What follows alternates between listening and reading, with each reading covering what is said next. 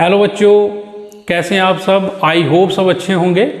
तो आज हम करेंगे क्लास 12th का फर्स्ट यूनिट इलेक्ट्रोस्टैटिक्स का first chapter Coulomb's law in electrostatics.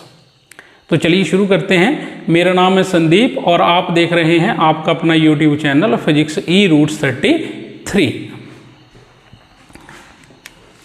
तो शुरू करें electrostatics. What is the meaning of electrostatics? Electro means electric charges and static means at rest. Electric charges at rest. At rest. This is the meaning of electrostatics. तो चलिए electric charge से ही शुरू करते हैं।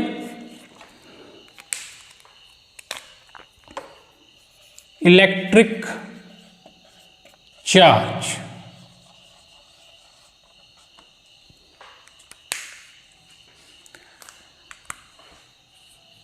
charge is an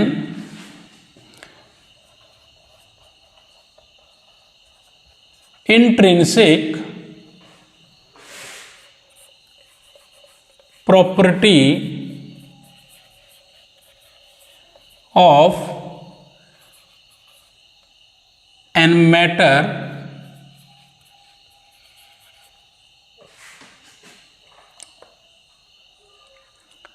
which give rise to electric force between various objects. Clear बेटा? Simple सी statement है। Charge क्या है? एक इंट्रिंसिक प्रॉपर्टी है किसी मैटर की, that will give rise to electric force between the various objects. Clear? Okay. Units क्या होते हैं बेटा? Units of charge coulomb. क्या यूनिट होते हैं? कूलम, जिसको कैपिटल सी से हम डिनोट करते हैं। बेटा ये जो इलेक्ट्रिक चार्ज है ये दो टाइप का होता है। ठीक है? टाइप कितने टाइप का है? दो टाइप का। काफी टाइम से पढ़ते आ रहे हैं। Number 1 positive and number 2 is negative. ठीक है? पॉजिटिव एंड नेगेटिव दो तरह का चार्ज हमारे पास होता है। ठीक है? क्लियर? Any doubt? चलें आगे। ओके।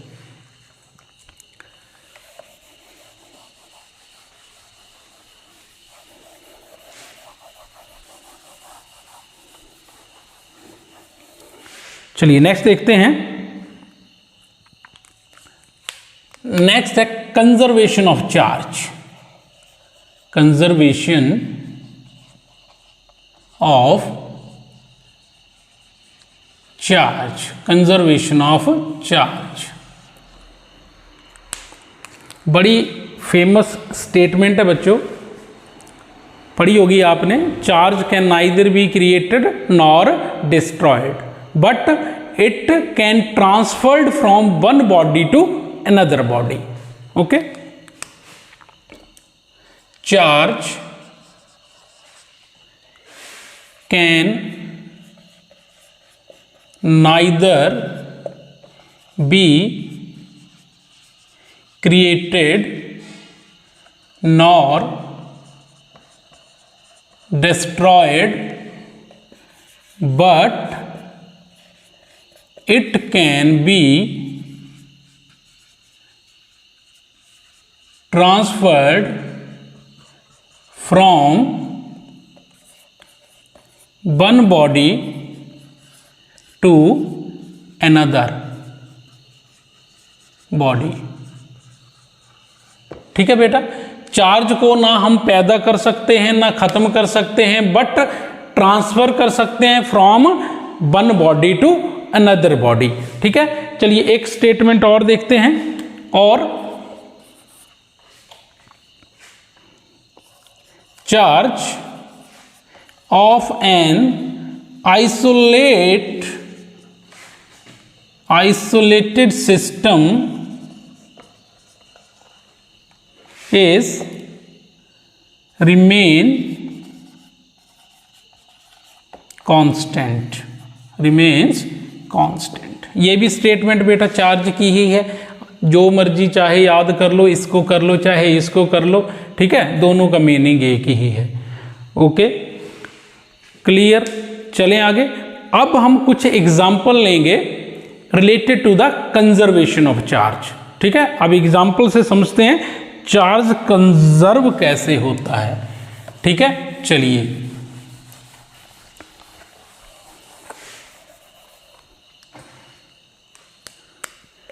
एग्जाम्पल,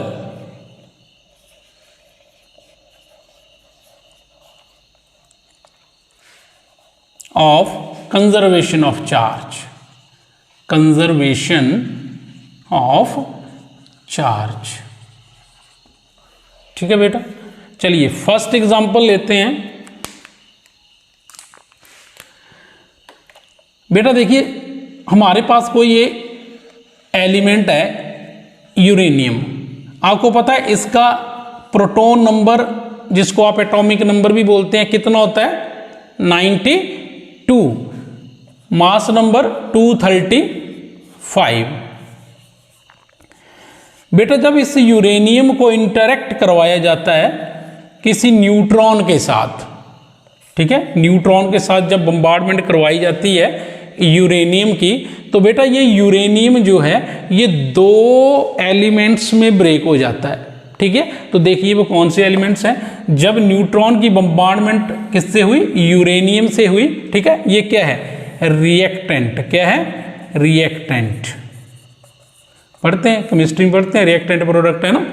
अच्छा, तो क्या बोला कि जब न्यूट्रॉन की बम्बार्डमेंट करवाई जाती है किससे, इस यूरेनियम के साथ, तो ये यूरेनियम ब्रेक हो जाता है किस किस में, क्रिप्टन प्लस बेरियम में, क्रिप्टन प्लस बेरियम।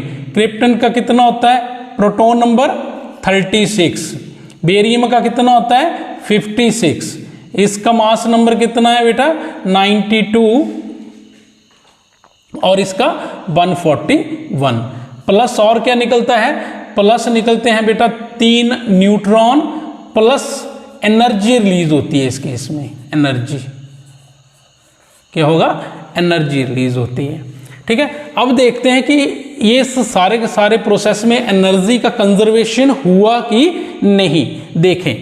अच्छा, पहले देखते हैं बिफोर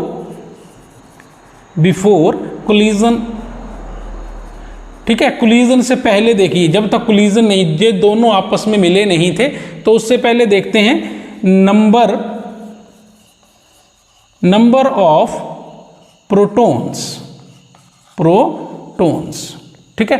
तो नंबर ऑफ प्रोटॉन्स देखिए कितने हैं, 0 + 92, कितने बेटा, number of proton before collision 0 + 92, ठीक है। नीचे वाले प्रोटॉन नंबर होते हैं हमारे, ठीक है, जिसको आप एटॉमिक नंबर बोलते हैं, तो ठीक है। तो नीचे वाले हमने ऐड कर लिए, इधर 0 इधर 92, तो टोटल कितना बना 92 यहां पर प्रोटॉन नंबर है। तो देखते हैं कि आफ्टर कोलिजन क्या हुआ। आफ्टर कोलिजन देखिए प्रोटॉन नंबर यहां पर कितने हैं, यहां देख लो number of protons, number of protons, तो देखिए यहां पर 36 + 56 + 3 न्यूट्रॉन निकले हैं, 3 × कितना है यहां पर प्रोटॉन, कुछ भी नहीं है, न्यूट्रॉन के ऊपर चार्ज कोई नहीं होता, और × 0 कितना बन गया ये 36 + 56 दैट इज इक्वल टू 92। तो देखिए प्रोटॉन नंबर बाद में कितने हैं 92, पहले कितने थे 92, मतलब सिस्टम कैसा है, कंजर्व है, ठीक है। सिस्टम कैसा रहा, कंजर्व रहा। जितने नंबर ऑफ प्रोटॉन कोलिजन से पहले थे उतने ही नंबर ऑफ प्रोटॉन कोलिजन के बाद में हैं। It means the system is conserve here, ठीक है। चलें एक और एग्जांपल देखते हैं, एक और एग्जांपल देखते हैं related to the conservation of charge. Second,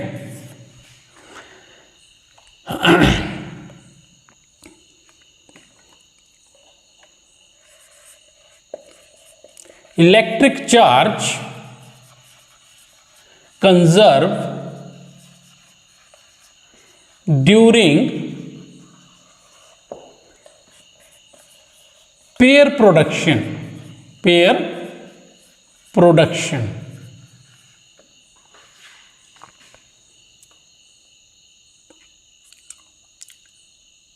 here gamma ray photon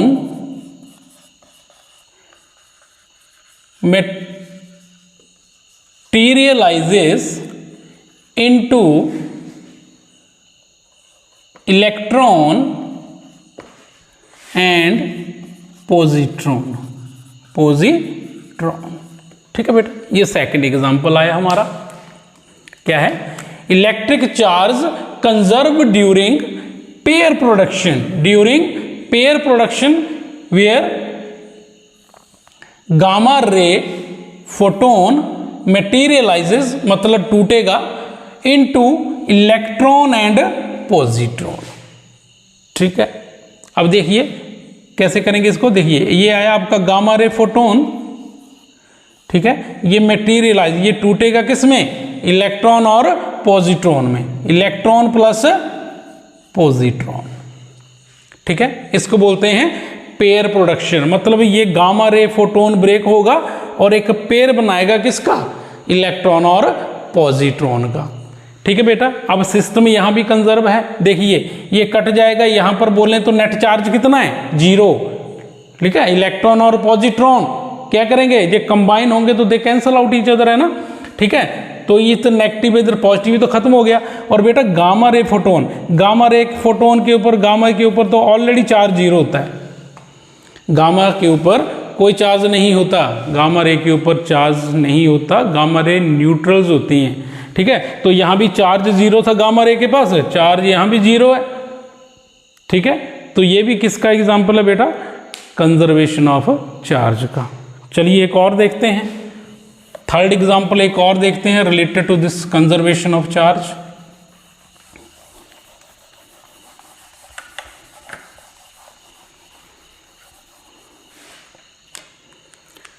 third example आया annihilation of matter. Annihilation of matter, annihilation of matter. बेटा एनिहिलेशन ऑफ मैटर में क्या है? आपके electron plus positron they come close to each other, they come in contact with each other and destroy. ठीक है, ये एक दूसरे के कांटेक्ट में आते हैं और एक दूसरे को डिस्ट्रॉय कर देते हैं। और एक दूसरे को डिस्ट्रॉय करेंगे तो क्या बनाएंगे? वो गामा रे फोटोन। जैसे आपने पेयर प्रोडक्शन में देखा, गामा रे फोटोन से किस में गए? क्या बना था?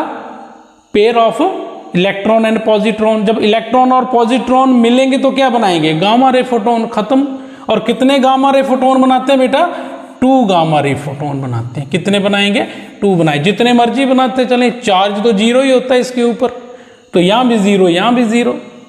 ठीक है, तो this will be the third example of this conservation of charge. I hope आप समझ आ गया होगा। ठीक है, कंजर्वेशन ऑफ चार्ज क्या है, एग्जाम्पल समझ आ गए होंगे आपको, बिल्कुल सिंपल हैं। ठीक है, तो चले नेक्स्ट, नोट कर लिया, चलिए नेक्स्ट चलते हैं।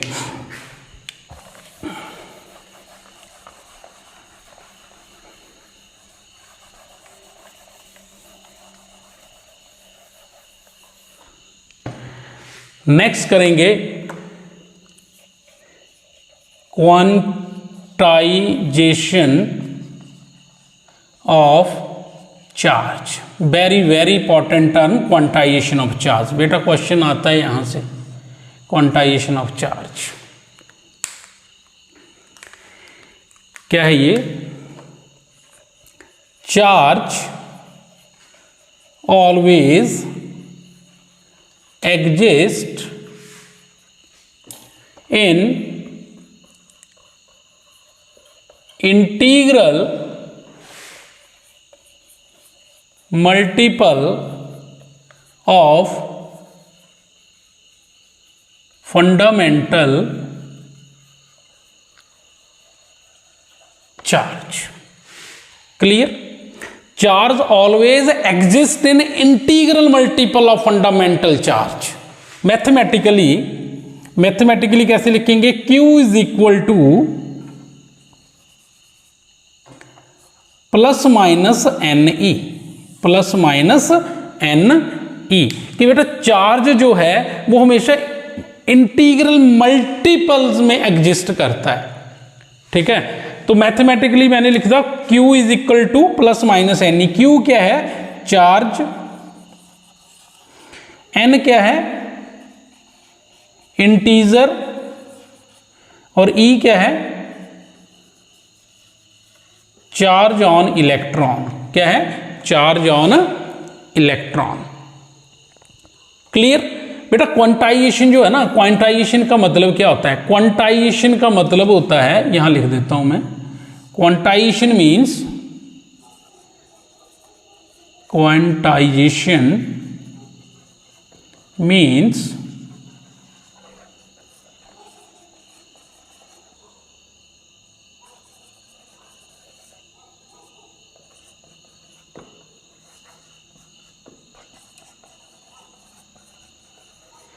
Available in fix amount.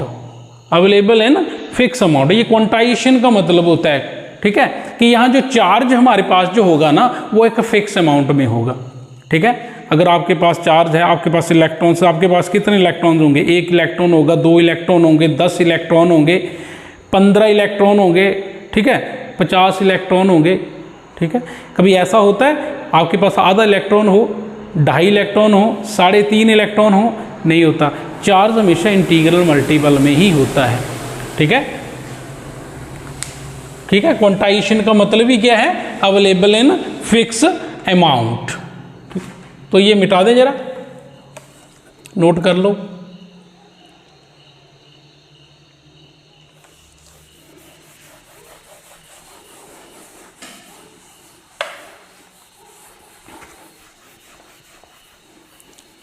तो चार्ज कैसे अवेलेबल होगा हमारे पास? फिक्स अमाउंट में। ठीक है,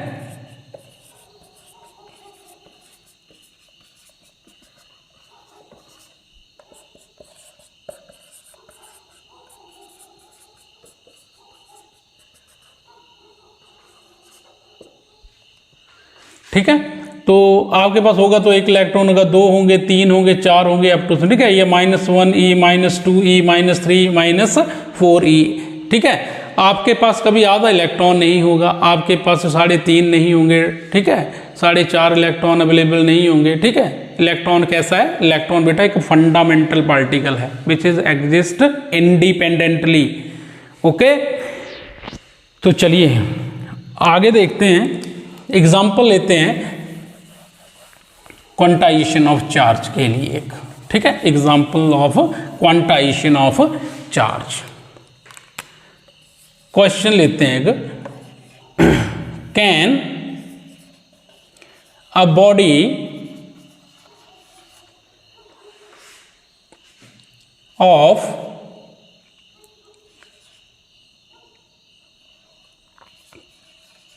चार्ज 8 × 10⁻⁻19 कूलम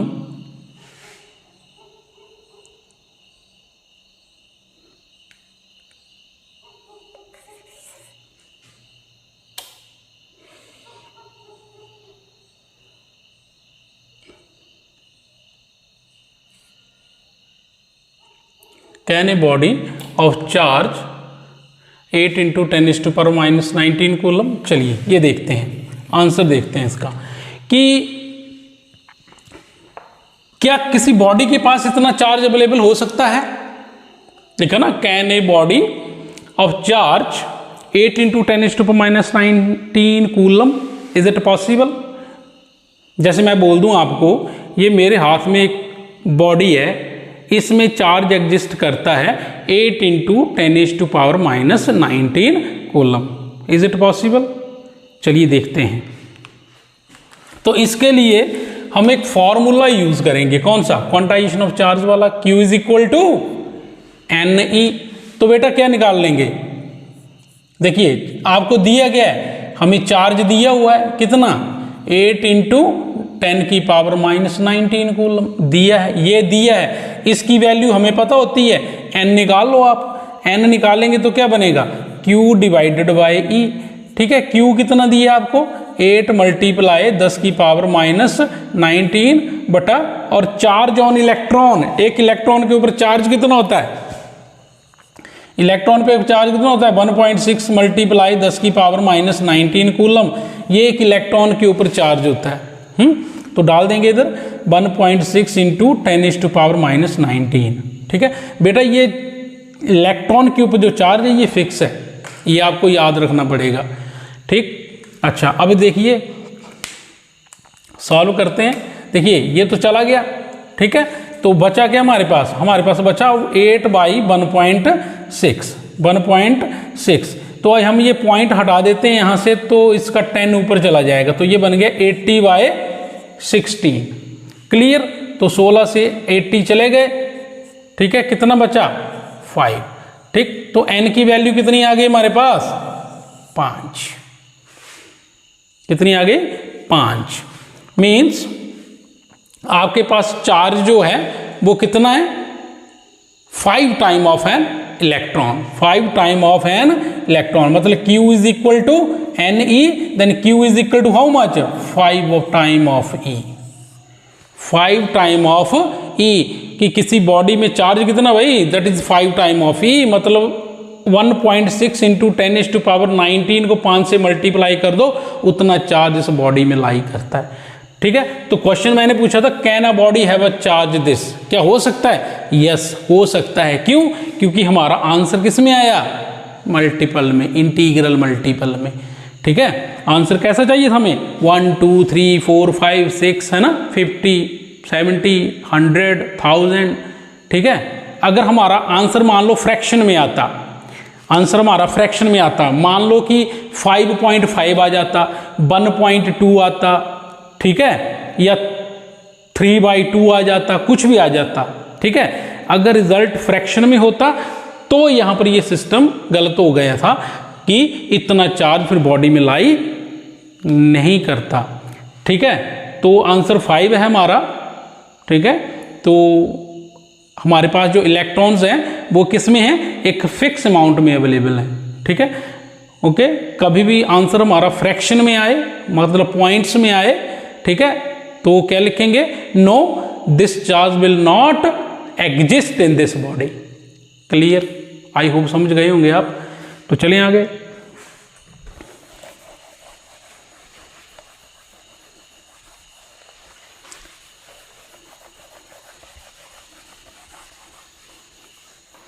ठीक है, नेक्स्ट करेंगे methods of charging a body. ठीक है, कौन कौन से मेथड्स हो सकते हैं बॉडी को चार्ज करने के। ठीक है, तो फर्स्ट करते हैं charging by conduction, charging by conduction. ठीक है बेटा, कंडक्शन का मतलब है दो बॉडीज लेंगे और दो बॉडीज को फिजिकली एक दूसरे से अटैच करेंगे। ठीक है, कंडक्शन में दो बॉडीज को साथ में फिजिकली जोड़ा जाता है तो उसमें चार्ज का ट्रांसफर होता है। ठीक है, ओके, कंडक्शन में फिजिकल कांटेक्ट होता है। ठीक है, अब दो बॉडीज है मेरे पास, एक ये है और एक ये है, इसमें मान लो चार्ज है +Q और इसमें कोई चार्ज नहीं है, मतलब बॉडी क्या है, न्यूट्रल है। ठीक है, ऐसा मत समझना कि अंदर से खाली है। ठीक है, neutral means positive negative charge equal amount में अवेलेबल होगा। ठीक है, तो जैसे ये दोनों बॉडीज एक दूसरे के कांटेक्ट में आएंगी तो यहां से इलेक्ट्रॉन का ट्रांसफर हो जाएगा। बेटा क्या हो जाएगा, यहां से इलेक्ट्रॉन का ट्रांसफर हो जाएगा इस बॉडी के अंदर। Clear, okay. उसके बाद क्या होगा, आफ्टर इंटरेक्शन क्या होगा, आफ्टर कांटेक्ट, आफ्टर कांटेक्ट क्या होगा, दो बॉडीज हैं और दोनों बॉडीज में कैसा चार्ज हो जाएगा, +Q/2 +Q/2, दोनों बॉडीज में हाफ हाफ चार्ज हो जाएगा। और बेटा ये तभी पॉसिबल होता है जब दोनों बॉडीज कैसी होती हैं, आइडेंटिकल। कैसी होती हैं? आइडेंटिकल, एक जैसी होती हैं, तभी ये पॉसिबल, अदरवाइज नहीं।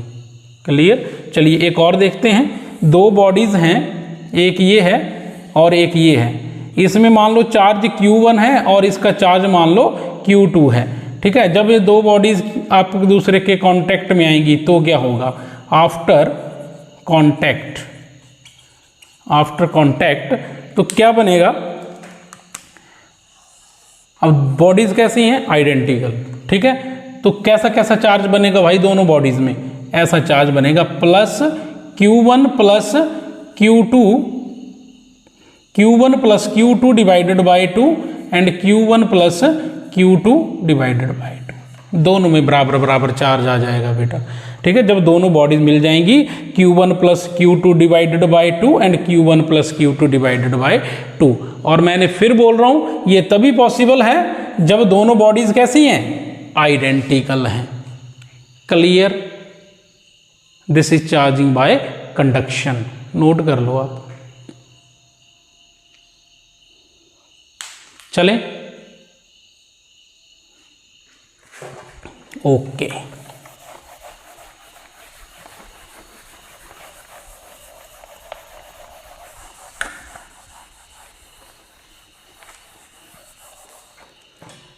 नेक्स्ट है second, charging by induction. Charging by induction. बेटा अब इंडक्शन क्या है?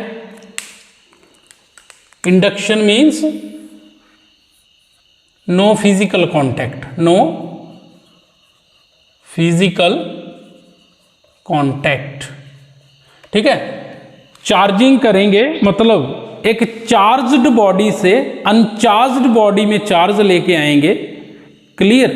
But without touching, without any physical contact. ठीक है, चलिए देखते हैं। मानिए ये मेरे पास कोई बॉडी है जिसमें मान लो पॉजिटिव चार्ज है। Clear?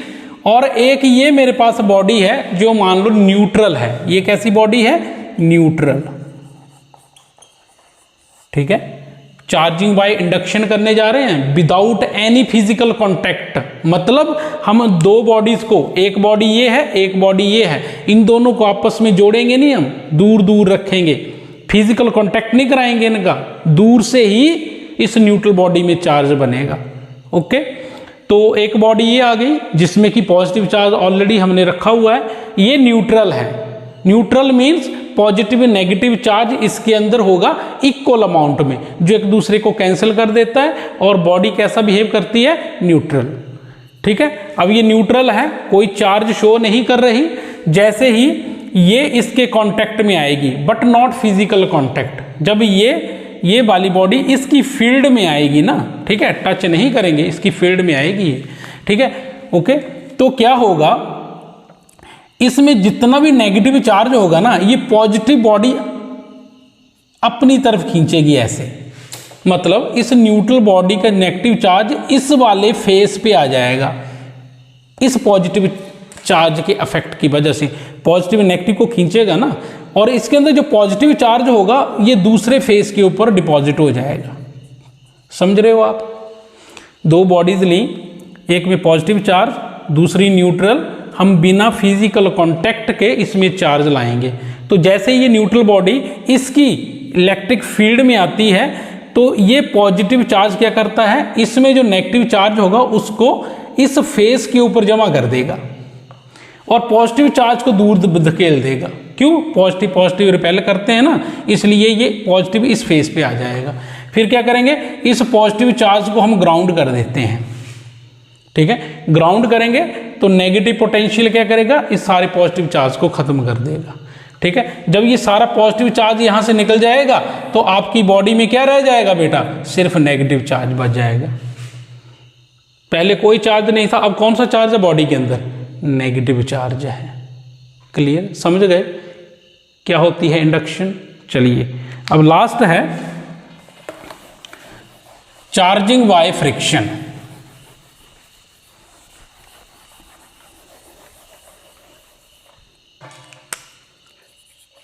Charging by friction.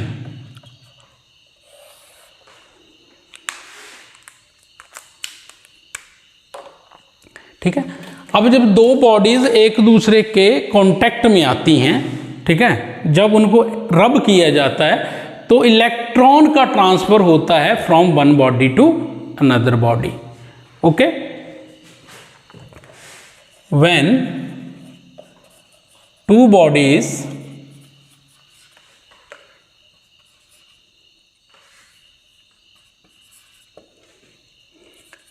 Are in contact,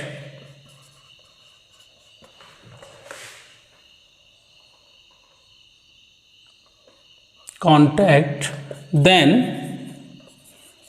shifting of electrons from one body to another ठीक है, कांटेक्ट में लाएंगे, फ्रिक्शन करेंगे। ठीक है, क्या करेंगे? फ्रिक्शन। ठीक, तो फॉर एग्जांपल के लिए ये मानो कोई कॉम्ब है, क्या है? कॉम्ब, कंघी। ठीक है, और ये मान लो क्या है? हेयर। क्या है? हेयर। ठीक है, जैसे हम अपने बालों पे कंघी को ऐसे रब करें तो हेयर के ऊपर क्या आ जाएगा बेटा? पॉजिटिव चार्ज, और कंघी के ऊपर आ जाएगा नेगेटिव चार्ज। कंघी के ऊपर क्या आ जाएगा बेटा? Negative charge. ठीक है, तो हेयर से क्या है? इलेक्ट्रॉन का ट्रांसफर हो जाएगा हेयर से किसमें? कॉम्ब के ऊपर। कॉम्ब के ऊपर इलेक्ट्रॉन जो है डिपॉजिट हो जाएंगे, कॉम्ब के ऊपर नेगेटिव चार्ज बन जाता है, और जहां से इलेक्ट्रॉन निकलते हैं वहां पॉजिटिव चार्ज बन जाता है। देन आई होप आज का लेक्चर आपने एंजॉय किया होगा। तो बहुत जल्द मिलते हैं electrostatics, Coulomb's law in electrostatics in lecture number 2 में। Thank you very much.